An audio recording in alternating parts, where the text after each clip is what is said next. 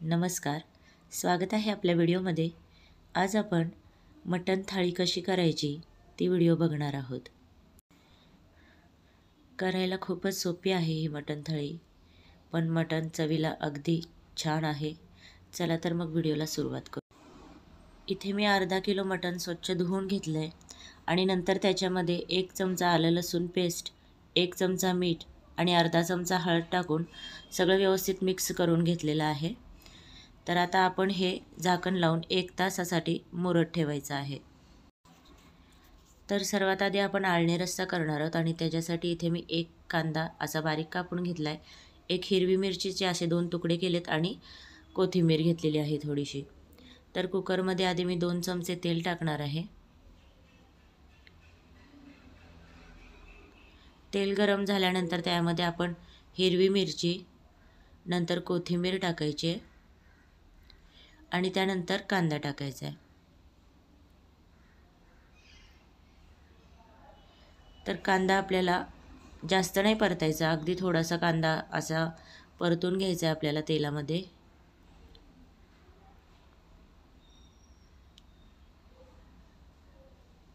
तर बघा अशा पद्धतीने आपला कांदा परतून झालेला आहे.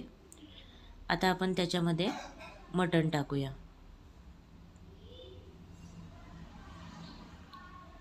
जर तुमच्याकडे जास्त वेळ नसेल तर अर्धा तास मुरत ठेवलं तरीही चालेल किंवा जास्तीत जास्त 1 तास 2 तास कितीही तुम्ही ठेवू शकता.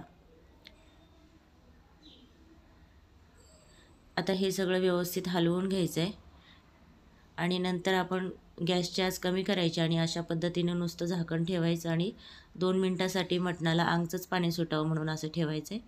तर इथे तुम्ही बघू शकता मटणाला आपल्या पाणी सुटलेलं आहे.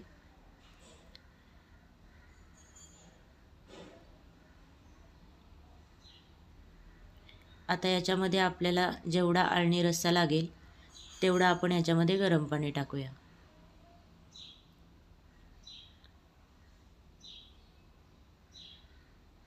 बघा गरम पाणी टाकलेलं आहे.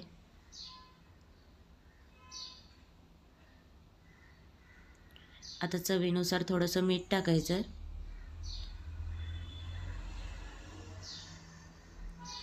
नंतर आपल्या कुकरला 4 ते 5 शिट्ट्या करून घ्यायच्या आहेत. तर इथे आपल्याला लाल मटण करण्यासाठी इथे मी 4 टोमॅटो घेतलेले आहेत, 2 उभे चिरलेले कांदे घेतलेले आहेत, 1 इंच आल्याचे तुकडे करून घेतलेले आहेत, कोथिंबीर घेतलेली आहे आणि 1 चमचा तीळ घेतलेला आहे. आणि इथे अर्धी वाटी सुक्या खोबऱ्याचे काप घ्यायचे आहेत आपल्याला. आता सर्वप्रथम आपण कढईमध्ये सुकं खोबरं भाजून घेऊया.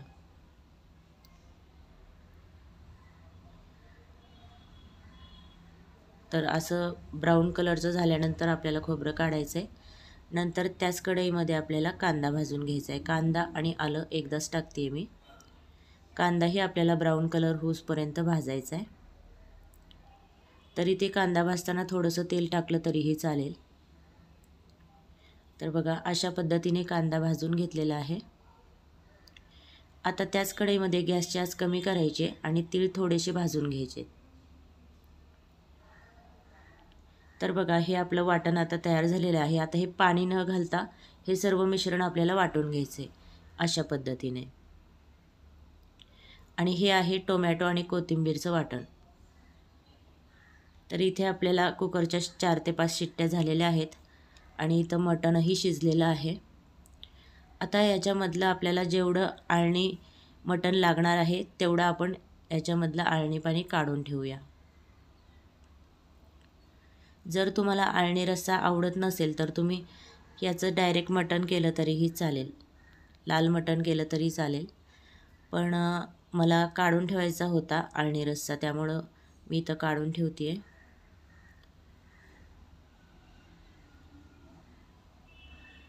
तर इथे आपण कढईमध्ये 4 चमचे तेल घेतलेलं आहे. आता त्याच्यामध्ये आपण कांदा, खोबरं आणि तीळ हे वाटून घेतलेलं होतं, आलं, हे मिश्रण आपण तेलामध्ये टाकायचं आहे आणि हे व्यवस्थित परतून घ्यायचे तेलामध्ये. गॅसची आच इथं मी मीडियम ठेवलेली आहे.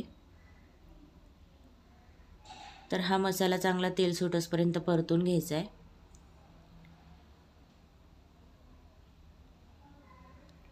तर बघा इथं आपण परतून घेतलेलं आहे. आता त्यामध्ये 1 चमचा लसूण पेस्ट टाकायची आहे,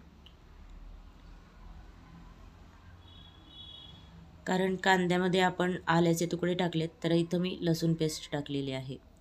तर तेही परतून झाल्यानंतर इथे आपण कोथिंबीर आणि टोमॅटोची जी पेस्ट करून ठेवली होती ती याच्यामध्ये टाकायची आहे.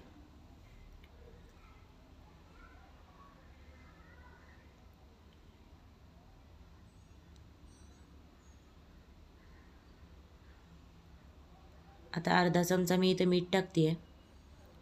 आता व्यवस्थित परतून घ्यायचं आहे आपल्याला.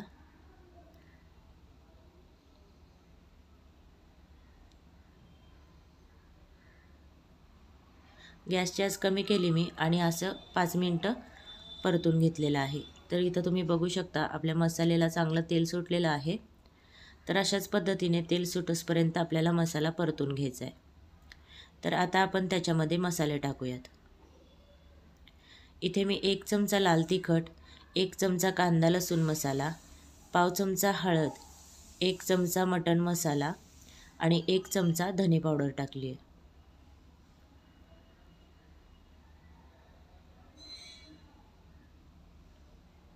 तर इथे तुम्ही काळं तिखट जर तुमच्याकडं असेल तर तेही तुम्ही टाकू शकता.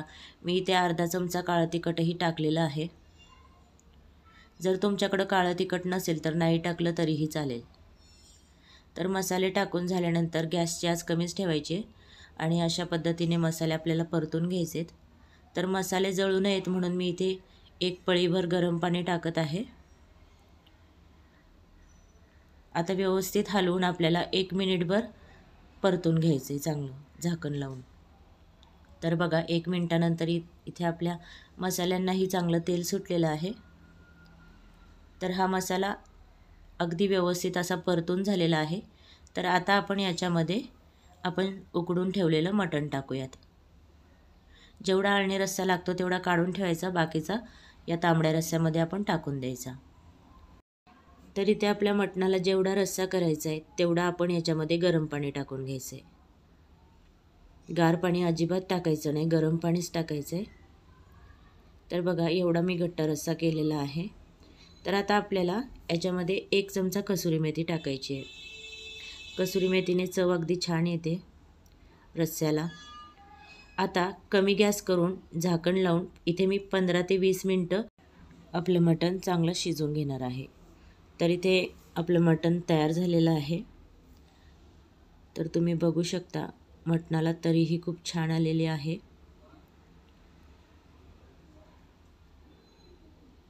तर अशाच पद्धतीने अगदी चविष्ट असं मटण आपलं तयार झालेलं आहे.